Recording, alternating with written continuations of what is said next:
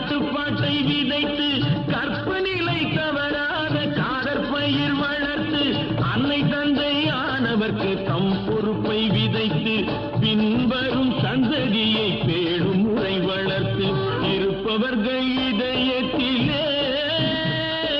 இரக்கமதை விதைக்கணும் இல்லாதார் வாழ்க்கையிலே இன்பப் பயிர் வளர்க்கணும்